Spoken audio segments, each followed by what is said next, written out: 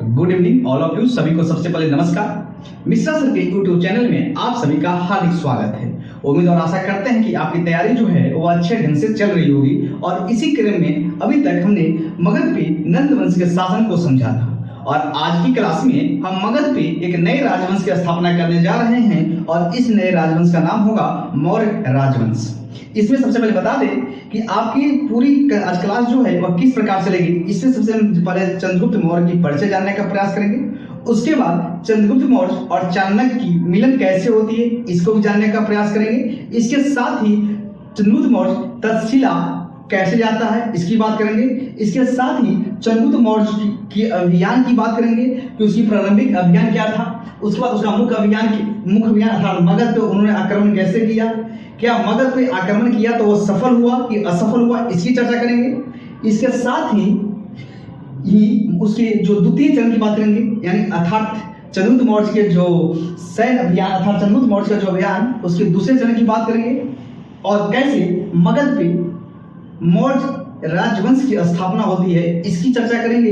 इसके साथ ही इस बड़े मौर्य साम्राज्य अर्थात मगध में जो मौर्य राजवंश की स्थापना हुई इस विशाल साम्राज्य पर नियंत्रण कैसे होता था इस भी चर्चा करेंगे। और इसके साथ ही चंद्रगुप्त मौर्य के जो अंतिम समय में उसकी स्थिति कैसे हुई, कैसे उसने अपनी जो गद्दी को अपने पुत्र बिंदुसार के पक्ष में त्याग कर वह जैन धर्म के अनुयायी बना और जहां पे उसने सलेखना विधि से अपने प्राण को त्याग दिया था। इन सभी जो घटनाएं हुए हैं इस घटनाओं को समझने का प्रयास करेंगे। और अभी तक आप हमारे चैनल पर नए विजिट किए होंगे तो चैनल को सब्सक्राइब कर दीजिएगा और साथ में अपना बेल आइकन का जो नोटिफिकेशन है वह वहां पे दबा दीजिएगा।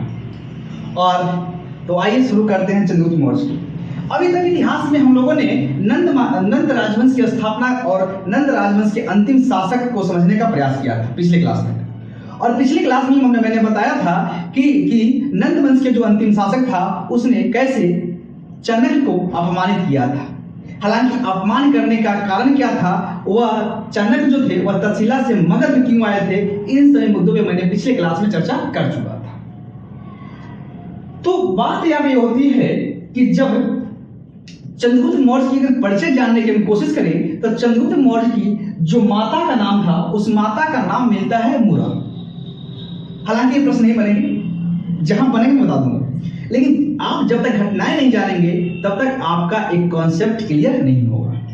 तो चंद्रगुप्त मौर्य की माता का नाम था मुरा और मुरा जो थी वह नंद राजवंश में एक दासी थी।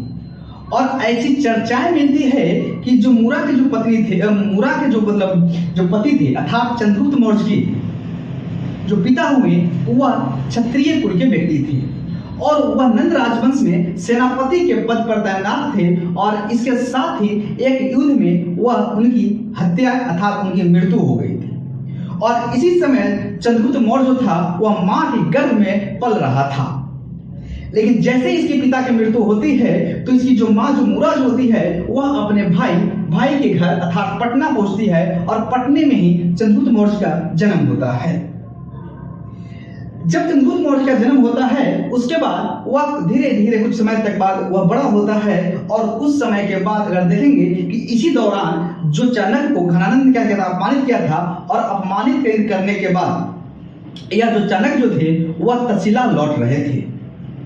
जब वो तक्षशिला की ओर प्रस्थान कर रहे थे तो एक जगह था, बिंद का जंगल था और इस जंगल में वह चाणक्य जो थे वह आराम करने के लिए एक पेड़ के पास विश्राम करते हैं अर्थात बैठते हैं। जब वो पेड़ के पास बैठते हैं तो उस पेड़ से कुछ दूरी पे कुछ लड़के अर्थात कुछ बालक जो थे वह एक खेल खेल रहे थे। अगर इस खेल में भी चंद्रगुप्त मौर्य भी शामिल था। चंद्रगुप्त मौर्य की बात करें तो उस खेल की अगर बात करी जाए तो उस खेल का नाम था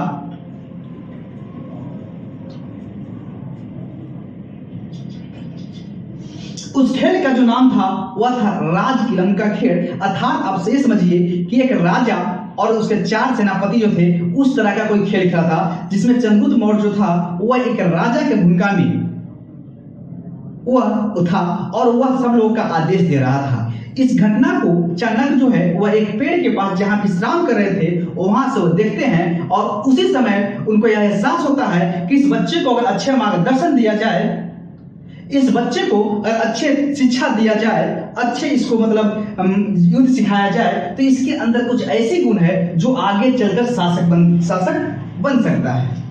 और उसकी चंद्रगुप्त मौर्य की प्रतिभा को इन्होंने पहले ही क्या किया, देख लिया और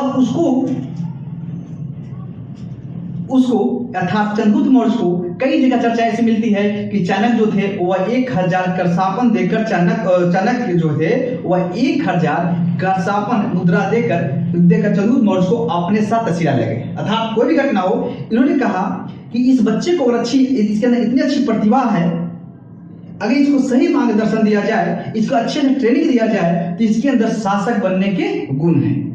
उन्होंने चंद्रगुप्त मौर्य को लेकर तक्षशिला ले गए। जब उन्होंने तक्षशिला पहुंचा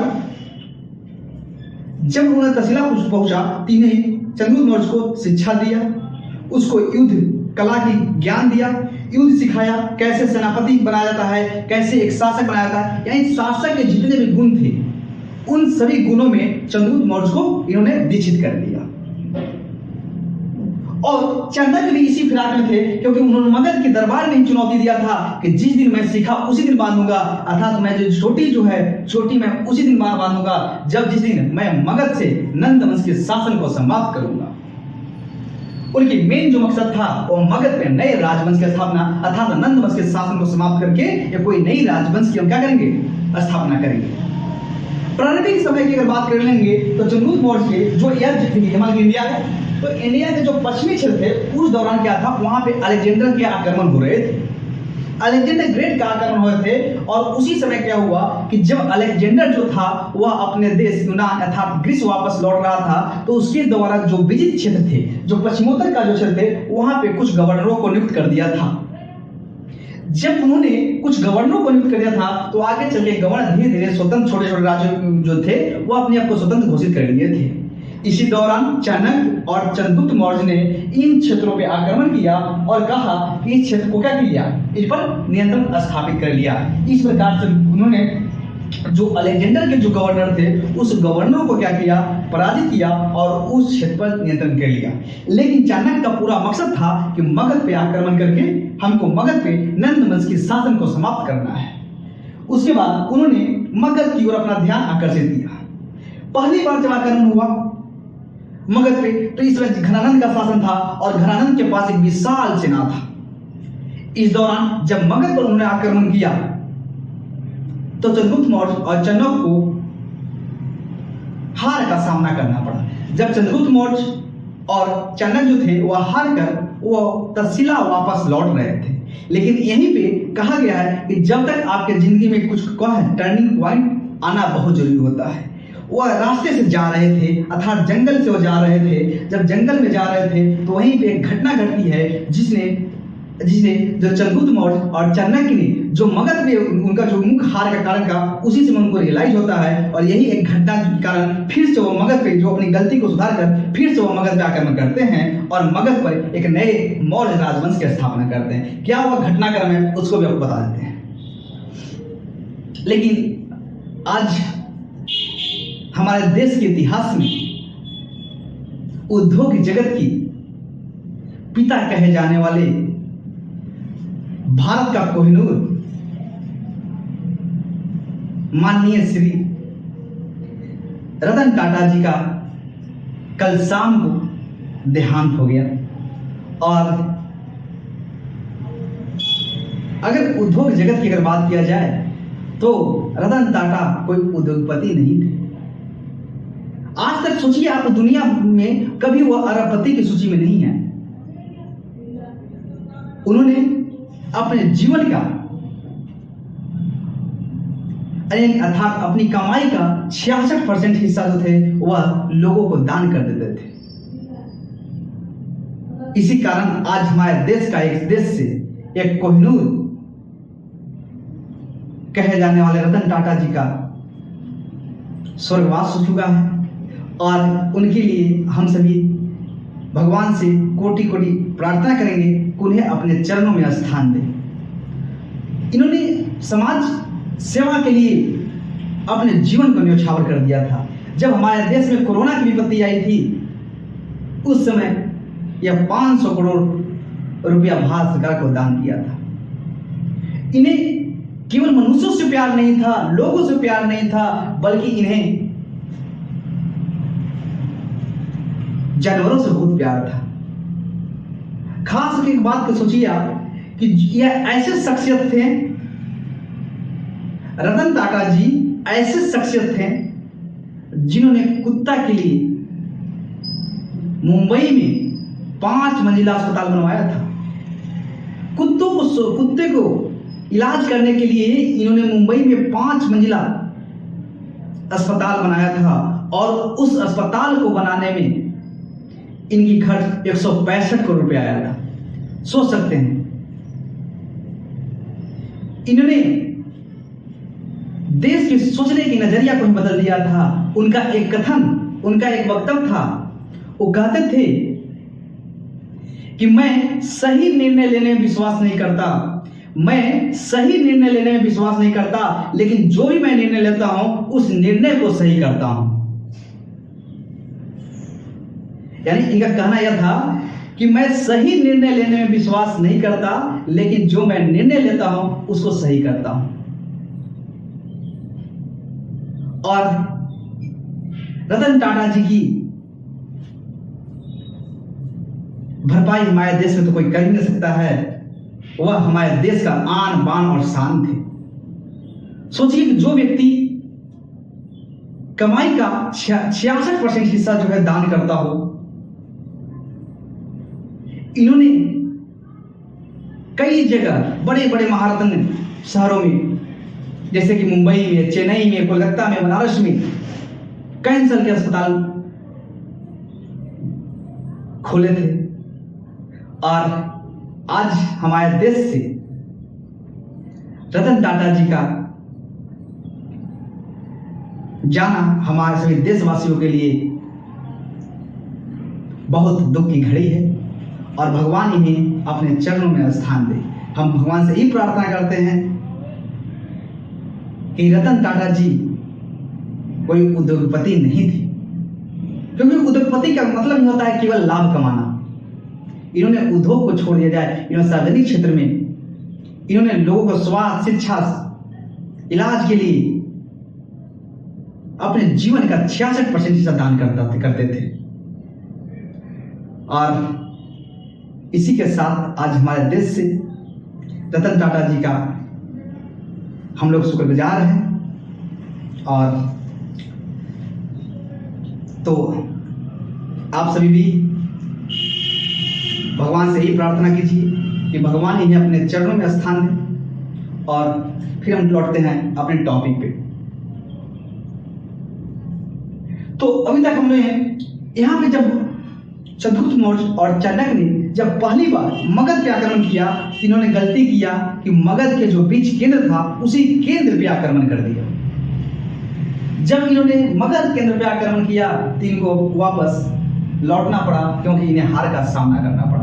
जब ये तहसीला दोनों लौट रहे थे तो बीच में एक घना जंगल था और उस जंगल में एक बूढ़ी माँ जो थी वह अपने बच्चे को खाना खिला रही थी। जब बूढ़ी माँ अपने बच्चे को खाना खिला रही थी तो जो गर्म तवा की जो रोटी थी, उस रोटी पे बच्चा जो है बीच में हाथ डाल देता है और जैसे ही बच्चा उस रोटी के बीच में हाथ डालता है उसकी हाथ जल जाता है। जब उसकी हाथ जलता है तो उसकी बूढ़ी माँ कहती है कि तुमने भी वही गलती किया जो चंद्रगुप्त मौर्य और चाणक्य ने किया था। और इस घटना को देखकर चाणक्य और चंद्रगुप्त मौर्य ने अपनी गलती का एहसास हुआ कि हमने जो मगध के केंद्र पर जो आक्रमण किया था, मगध के केंद्र पे आक्रमण न करके बल्कि उसके आसपास के क्षेत्रों को पहले जीतते, उसके बाद मगध पे आक्रमण करते तो हम सफल होते। और वहीं से उनकी लाइफ की टर्निंग पॉइंट चंद्रगुप्त मौर्य की होती है और उन्होंने अपनी गलती को स्वीकार किया। और गलती को स्वीकार करने के बाद अपनी जो उनकी रणनीति थी मगध का शासक बनने की, उस रणनीति पे में जो उन्होंने पहली जो कमियां जो गलतियां की थी उस गलती को सुधार किया। और इस बार उन्होंने क्या किया कि जो मगध के जो मगध का जो पंजाब का जो इलाका था उस क्षेत्र पे आक्रमण किया और उस क्षेत्र को जीता। और उसी दौरान जो हिमालय के एक शासक थे जिनका नाम मिलता है प्रवर्तन की सहायता से उन्होंने एक बड़े विशाल सेना का क्या किया, गठन किया। और विशाल सेना के गठन करने के बाद मगध पे अब पूरी जोर तोड़ से लगाकर आक्रमण कर दिया। जब उन्होंने आक्रमण किया मगध पे, तो इस समय मगध के जो नंद वंश का जो अंतिम शासक था जिसका नाम मिलता है घनानंद भाग जाता है और उसको क्या किए, पूरी घनानंद की तख्तापलट कर दिया। और मगध पे एक नई राजवंश जिसका चनक का एक लंबे समय से इंतजार था, वो इंतजार की घड़ी समाप्त होती है और मगध पे एक विशाल साम्राज्य मौर्य राजवंश की स्थापना होती है। और इस प्रकार से इस घटना को में जो नेतृत्व करता था उनको सेंड्रोकोटस अर्थात चंद्रगुप्त मौर्य कहा जाता है। कई बार परीक्षा में सवाल आया है कि सेंड्रोकोटस किसे कहा जाता है, तो सेंड्रोकोटस जो है वह चंद्रगुप्त मौर्य को कहा जाता है। और ये केवल मगध को ही जीते बल्कि इन्होंने मगध का क्या किया, मगध के जो आसपास जो क्षेत्र थे उन सभी को धीरे धीरे जीते गया। और एक समय ऐसा आता है कि जो मौर्य राजवंश की जो सीमा थी वो अफगानिस्तान से लेकर दक्षिणी भारत तक देखने को आपको मिलेगा। और इस प्रकार से इस विशाल साम्राज्य की बेहतर सुचारू ढंग से शासन संचालन करने के लिए चंद्रगुप्त मौर्य ने इन्हें 4 पथ में बांट रखा था, उत्तरा पथ, दक्षिणा पथ, पूर्वी पथ और पश्चिमी पथ। यानी उत्तरा पथ की अगर बात करेंगे तो राजधानी जो था वह तक्षशिला था और दक्षिणा पथ की राजधानी थी वह स्वर्णगिरि थी और पूर्वी पथ की राजधानी जो थी वह पाटलिपुत्र और पश्चिमी पथ की जो राजधानी थी वह उज्जैन थी। यह क्लास जो है वो बिहार स्पेशल के दृष्टिकोण से है, इस कारण से और इसके हम डिटेल नहीं जानने की प्रयास करेंगे। अब उसके बाद इस प्रकार से मगध पे चंद्रगुप्त मौर्य के नेतृत्व में अर्थात चंद्रगुप्त मौर्य ने मौर्य राजवंश की स्थापना की और मौर्य वंश के संस्थापक कौन हो गए, चंद्रगुप्त मौर्य हो गए। धीरे धीरे इन्होंने अपना साम्राज्य का विस्तार किया। उसके बाद जब ये अपने जीवन की अंतिम पड़ाव में पहुंचने वाले थे उसी समय कहा, लेकिन अंतिम जीवनी पर जाने से पहले कुछ बिंदु और बता देते हैं। हालांकि जब इन्होंने देखे होंगे कि आगे चलकर इनके दरबार इनका विदेशी संबंध भी बहुत अच्छे थे, क्योंकि इनके दरबार में 315 ईस्वी के आसपास एक मेगास्थनीज आता है और मेगास्थनीज जो था वो क्या था, सेल्यूकस निकेटर का राजदूत था। हालांकि इन्हें सेल्यूकस निकेटर के साथ युद्ध होता है जिसके आप इतिहास से पढ़े भी होंगे, लेकिन थोड़ा सा चर्चा कर रहे हैं। इन्हें सेल्यूकस निकेटर के साथ युद्ध होता है और युद्ध के बाद दोनों के बीच एक संधि हो जाती है जिसमें सेल्यूकस निकेटर चंद्रगुप्त मौर्य को 4 प्रांत जैसे काबुल, कंधार, हेरात मकरान जैसे क्षेत्र जो थे वह चंद्रगुप्त मौर्य को सौंपता है। चंद्रगुप्त मौर्य जो है वो बदले में 500 हाथी सेल्यूकस निकेटर को देते हैं। इससे खुश होकर चंद्रगुप्त मौर्य का विवाह भी होता है और जो सेल्यूकस निकेटर था वह अपनी पुत्री के अर्थात हेलेना का विवाह जो है वह चंद्रगुप्त मौर्य से कर देता है। जब चंद्रगुप्त मौर्य शुरुआत में क्या थे, यह जैन धर्म के अनुयायी थे और जब ये अपने अंतिम पड़ाव में पहुंचने वाले थे तो उन्होंने अपनी जो गद्दी थी अर्थात मगध की जो गद्दी थी वह अपने बेटे बिंदुसार के पक्ष में त्याग दिया और कहा, लो बेटा संभालो, हम अब चले, हम तो झोला उठाए और चल दिए। फकीर आदमी है भाई। और इन्होंने कहा कि लो बेटा इस मगध के राजवंश में आप शासन करो और यहाँ की जनता के जो सुख दुख उनकी खराब परिस्थितियों में उनकी सहायता करो और इसके साथ ही मगध का क्या करो, नियंत्रण करो। हम झोला उठाकर चल जाते हैं श्रवण बेलगोला। और वह दक्षिण भारत के श्रवण बेलगोला चले जाते हैं और वहां पर जाकर उन्होंने एक जैन धर्म में एक विधि होती है सलेखना विधि, जिसकी चर्चाएं आप लोग इतिहास में पढ़े होंगे। और इन्होंने अपनी सलेखना विधि मतलब यह होता है कि ना हम अन्न ग्रहण करेंगे, ना हम जल ग्रहण करेंगे, बल्कि अर्थात उपवास रहकर क्या करें, अपनी प्राण को त्याग देंगे। और सलेखना विधि का जैन धर्म में बहुत ही महत्व है और इन्होंने चंद्रगुप्त मौर्य ने सलेखना विधि से अपनी प्राण को त्याग देते हैं। और इस प्रकार से मगध पे चंद्रगुप्त मौर्य की शासन समाप्त होती है और उनके जगह बिंदुसार एक नए सम्राट के रूप में उभर कर सामने आते हैं। और बिंदुसार की चर्चाएं अर्थात बिंदुसार का प्रारंभिक जीवन क्या था, बिंदुसार का विजय क्या था, इसके साथ ही बिंदुसार का विदेशी संबंध कैसा था, इसके साथ ही बिंदुसार से जुड़े कुछ और महत्वपूर्ण जो फैक्ट होगा उसको कल की क्लास में डिस्कस करेंगे और उसके बाद अशोक पर आएंगे। इस प्रकार से आज हम मगध पे मौर्य राजवंश की स्थापना और चंद्रगुप्त मौर्य जितना बिहार स्पेशल के दृष्टिकोण से महत्वपूर्ण था उन सभी मुद्दों को मैंने डिस्कस करने का प्रयास किया। और इसी के साथ अगर आपसे मैं कहता हूँ, अभी भी कर रहा हूँ कि अगर कोई आपको डाउट होता होगा तो कमेंट जरूर कर दीजिएगा।